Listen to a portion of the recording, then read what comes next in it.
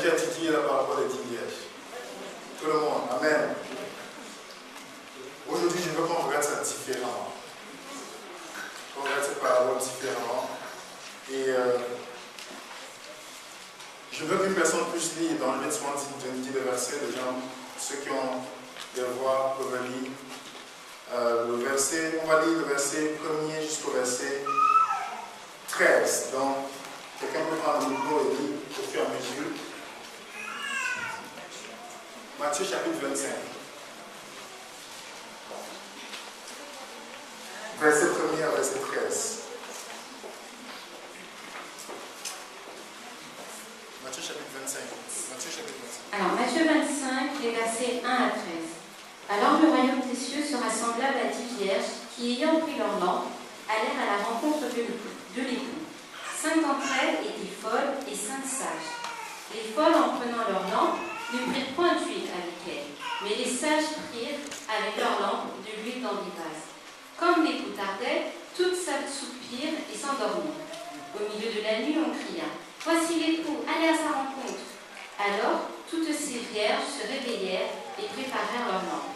Les folles dirent aux sages : donnez-nous de votre huile, car nos lampes s'éteignent. Les sages répondirent : non, il n'y en aurait pas assez pour nous et pour vous. Allez plutôt chez ceux qui en vendent et achetez-en pour vous. Pendant qu'elles allaient en acheter, l'époux arriva. Celles qui étaient prêtes entrèrent avec lui dans la salle des noces et la porte fut fermée. Plus tard, les autres vierges vinrent et dirent : Seigneur, Seigneur, ouvre-nous. Mais il répondit : je vous le dis en vérité, je ne vous connais pas. Veillez donc, puisque vous ne savez ni le jour ni l'heure. Amen. C'est une très belle parabole et que nous devons vraiment étudier. Vous savez que dans Matthieu chapitre 24, Jésus essaie de montrer ce qui va se passer dans le monde avant son arrivée. Les guerres, les faux Christ qui vont venir, les faux prophètes et beaucoup d'autres choses. Mais dans Matthieu chapitre 25, après avoir parlé du monde, il parle de la condition de l'Église. Comment l'Église va se comporter en général. Et pourquoi cette parabole est si importante pour nous, Jésus? Je lisais un truc dans Review and Error, c'est ce livre, c'est Ellen G. White, c'est en anglais, j'ai traduit. Je suis souvent appelé à considérer la parabole des 10 vierges, dont 5 étaient sages et 5 étaient folles. Cette parabole a été et sera respectée à la lettre. Donc cette parabole est très importante et cruciale pour nous aujourd'hui, à la fin des temps.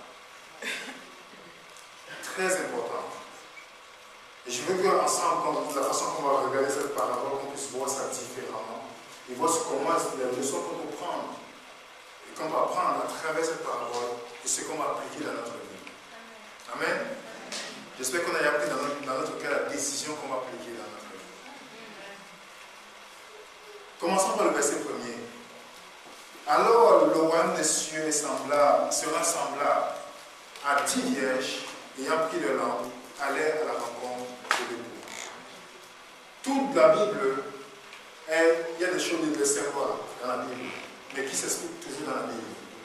Vous comprenez? Rappelez-moi, je vais donner un fichier Word à la technique. Ça donne toutes les choses dans la Bible avec des codes, donc la signification des symboles qu'on trouve dans la Bible, pas extra-biblique, dans la Bible. Donc rappelez-moi, s'il vous plaît, vous pouvez prendre ça et ça va vous servir dans vos études sur les prophéties et autres. Ici, on nous parle de 10 vierges. Déjà, pourquoi Jésus ne dit pas 20 vierges? Pourquoi il ne dit pas 30 vierges? Mais il dit 10 vierges. Mais si vous faites la recherche, 10 a une signification très importante. 10, c'est le chiffre minimum que pour contenir une synagogue. Pour former une synagogue. 10, c'est le chiffre minimum qu'il faut pour une synagogue. Donc, pour faire une synagogue, il faut au moins 10 personnes. Et 10 est un chiffre très important aussi parce que ça symbolise aussi dans la conception juive la chose minimale que Dieu demande de faire. Par exemple, vous remarquez quand Abraham intercède pour Sodome et Gomorrhe, il commence par 50, il s'arrête à 10, pourquoi il ne dit pas 5? Pourtant, l'autre était avec qui? Sa femme et ses 2 filles. Vous comprenez, il s'arrête à 10. C'est pourquoi les 10 commandements, c'est considéré que c'est la chose minimale que Dieu nous demande de faire. Vous comprenez? Donc Dieu dit 10. Mais maintenant, pourquoi il parle de vierge? 10 vierges. Donc c'est que la femme symbolise quoi? L'église, n'est-ce pas? Pourquoi on dit vierge? C'est dans Ephésiens 5, c'est dans Ephésiens chapitre 5, verset 22 à 24. Ceux qui vont lire, vous voyez pourquoi la femme symbolise l'église. Vous pouvez voir ça dans Apocalypse chapitre 12. Pourquoi vierge? Parce que il ne s'agit pas ici de l'église qui a apostasié, mais il s'agit de l'église qui avait la pure doctrine. Est-ce que vous comprenez? C'est pourquoi la Bible parle de 10 vierges. On est d'accord? Donc, il s'agit de personnes qui sont dans l'église où la doctrine est pure. Il n'y a pas de corruption, il n'y a pas de mauvaises choses qui se passent. L'église, la doctrine est pure et biblique. Ok? Mais Dieu aussi, dans le 5 point, dit elles allaient quoi? À la rencontre de l'époux. Donc, avec quoi? En main. Le lampe. On a vu que la lampe, c'est quoi? La parole de Dieu. C'est dans quel verset? Verset 105. Amen. Donc, elles avaient la parole de Dieu, elles avaient la lampe avec elles. Ok? À la rencontre de l'époux qui est qui? Jésus-Christ. 5 d'entre elles étaient folles et 5 étaient sages.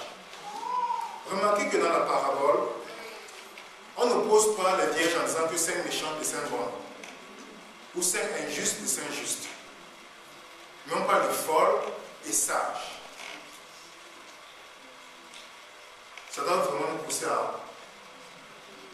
à réfléchir. Ça vous pousse à réfléchir? Jésus-Christ ne fait pas la différence. Il ne met pas une différence parce qu'à l'église, on va retrouver telle personne est méchante, telle personne est bonne. Non. Toutes les 10 vierges étaient pareilles, mais c'était seulement au niveau de la tête là. Que l'autre était folle et l'autre était sage. Est-ce que toutes les 10 vierges se sont endormies? Oui. Ça veut dire que même les sages se sont endormis. Ça ne dit pas quelque chose? Qu'à la fin, avant qu'il ne vienne, l'église qui a la pure doctrine, qui n'est pas corrompue, il y aura des gens parmi les 5 folles, les 5 sages toutes seront endormies parce que les couples tardent à venir. J'espère que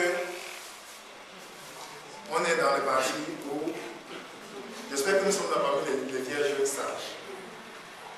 Parce qu'on va voir après pourquoi c'est dangereux d'être parmi les vierges qui sont fortes. Est-ce qu'on est d'accord jusqu'à là? C'est simple d'étudier la Bible, non? C'est simple, n'est-ce pas? Pour tout le monde. Et je veux qu'on étudie de plus près le verset 3. Les folles, en prenant leur lampe, ne prient point quoi? Dieu avec elles, mais les sages prient avec elles leur lampe et de l'huile dans leur vase.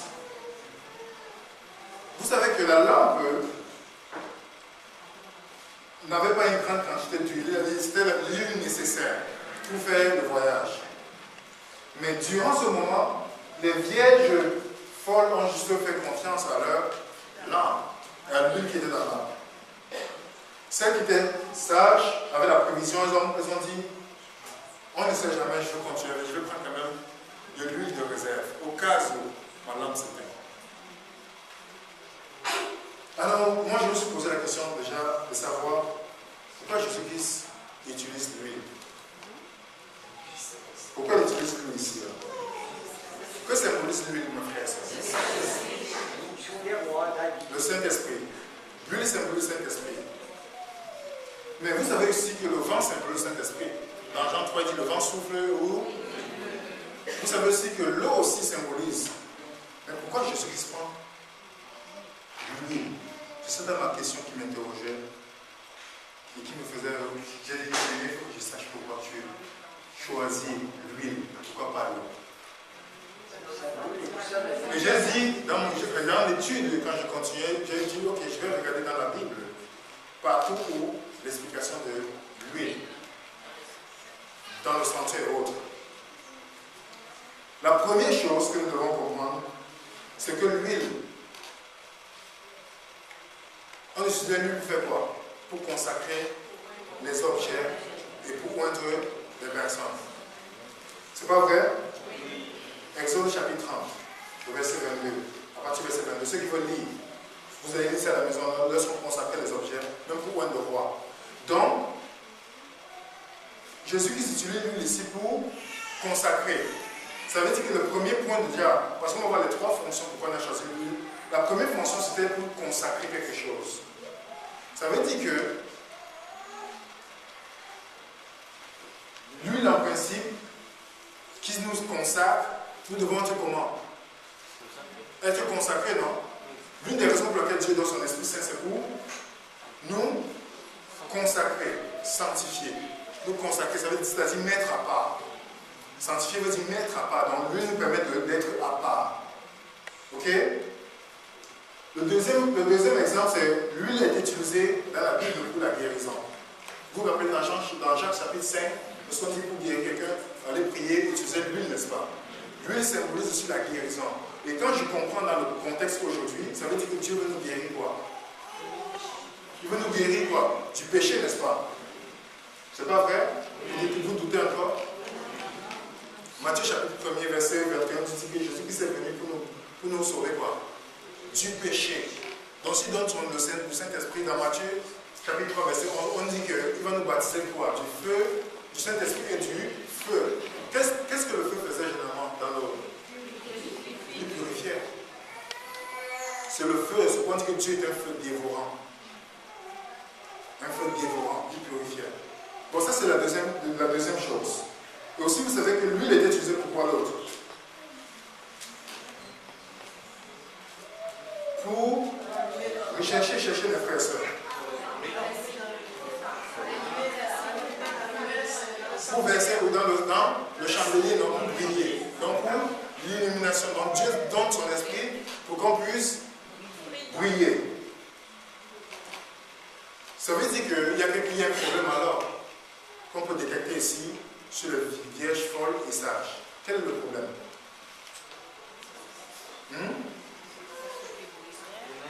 Pourquoi les vierges folles n'avaient pas pris de l'huile en réserve?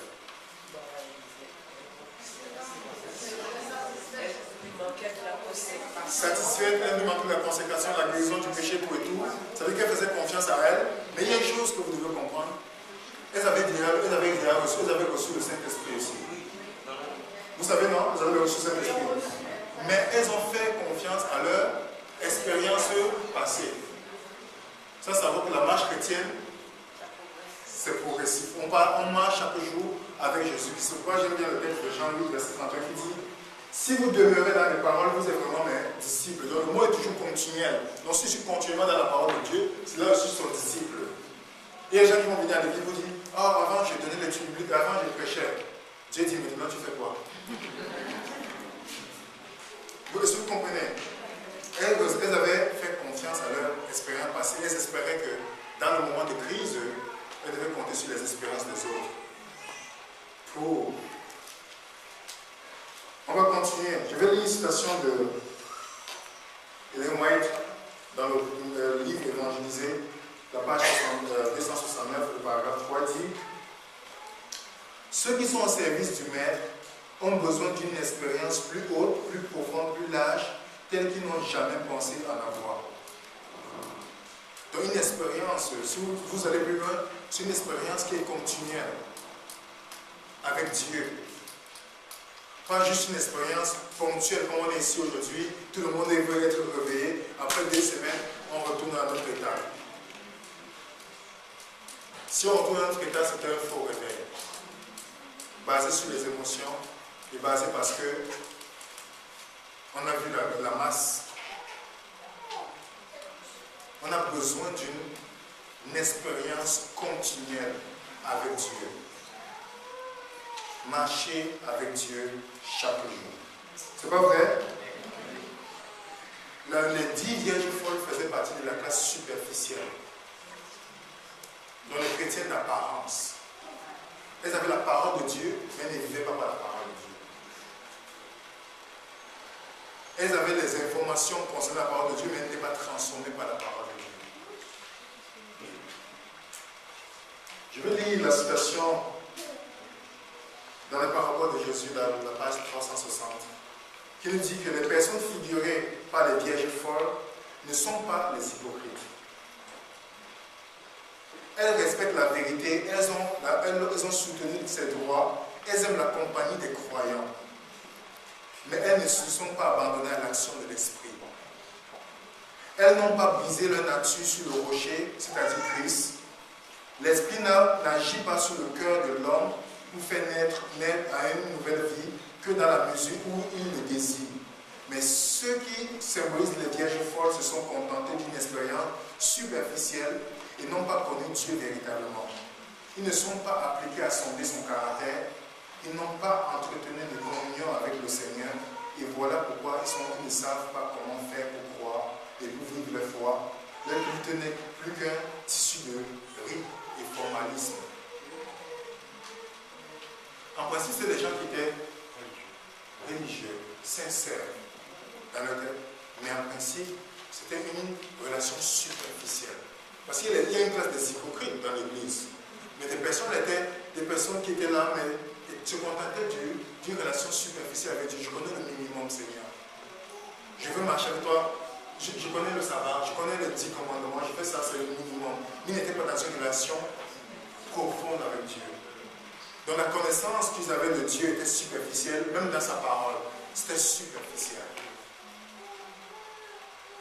Pourtant, la Bible nous dit que, dans Jean 17, verset 3, que la vie éternelle, c'est que tu connaisses, toi le seul vrai Dieu. C'est-à-dire la connaissance de Dieu, le mot connaître, c'est ginosko, dans l'intimité avec Dieu. Et c'est ce qui s'est passé avec les vierges. J'ai énuméré certains points concernant ces vierges. Et c'est un constat après avoir étudié la question, ce que j'ai pu énumérer. Il dit, elles connaissaient la vérité, mais celles-ci n'avaient pas transformé leur vie. Elles continuaient à fonctionner selon les anciennes natures. Donc si vous êtes à l'église, que vous savez qu'il y a encore des choses du passé dans votre vie, que vous n'abandonnez pas, peut-être vous vous trompez par les rites que vous faites à l'église, par les choses que vous faites à l'église, vous vous trompez, mes frères et sœurs. Et quand Jésus-Christ va venir, il va nous dire, je ne te connais pas. Si on se contente de ça. Si on sait que l'ancienne nature n'est pas brisée sur le rocher,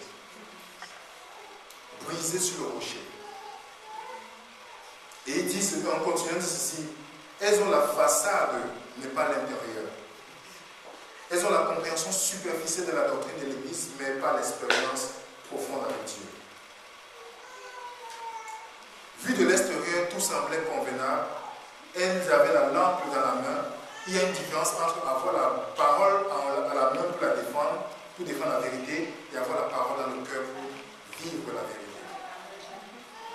Est-ce qu'on vit la vérité? Est-ce que nous la vivons réellement? Si on vit la vérité, l'église sera totalement différente. Même la façon que les gens s'habillent pour venir à l'église, on dit je vis la vérité. La vérité me transforme. Pourquoi je vais aller à l'église habillé comme si je partais dans un club de bar et autres? Pourtant je ne vais pas rencontrer Dieu, je ne vais pas rencontrer. Si on vous demande d'aller rencontrer François Hollande, qui n'est qu'un nom, un mortel, vous allez vous habiller décemment. Mais quand on vient à l'église de Dieu, on voit ça. Est-ce qu'on vit la vérité? Est-ce qu'on vit? Si on vit vraiment la vérité, on sera ponctuel à l'église. Si on vit réellement la vérité, on va assister aux réunions de prière. Parce que c'est ça notre soif. On ne va pas courir pour aller voir nos émissions préférées. Si on vit vraiment la vérité, on va vivre seulement pour Jésus-Christ.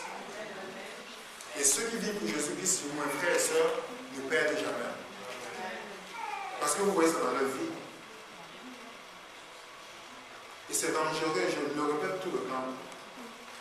C'est dangereux d'être perdu après avoir esquivé les plats. Ou peut-être après avoir choisi d'être végétarien ou végétalien. Imaginez vous êtes en enfer et vous êtes végétalien. Ça fait mal, mon frère. Mieux manger, mangeons tout ce qu'on veut, sachant qu'on va en enfer. Est-ce que vous comprenez? Il y a des gens qui étaient dans ces clubs, qui s'habillaient comme ça, vont dire, mais tu es avec nous ici? Après, chaque jour, tu partais le matin à l'église, tu faisais ceci, et tu es avec nous ici? Ça fait mal, mes frères et sœurs. Peut-être on rit, mais ça fait mal. Les vierges folles étaient informées, non transformées. Elles étaient instruites dans la parole de Dieu, mais pas changées par la parole de Dieu. Elles étaient convaincues par la vérité, mais pas transformées par la vérité. Et ma question que je veux poser, mes frères et sœurs, est-ce que la parole que vous connaissez vous a transformé? Parfois, les gens ont peur de partir de Dieu biblique. Pourquoi? Vous savez pourquoi? Parce qu'ils ont peur de connaître encore une certaine chose qui va les condamner. Mais j'aime bien ce que la sœur White nous dit.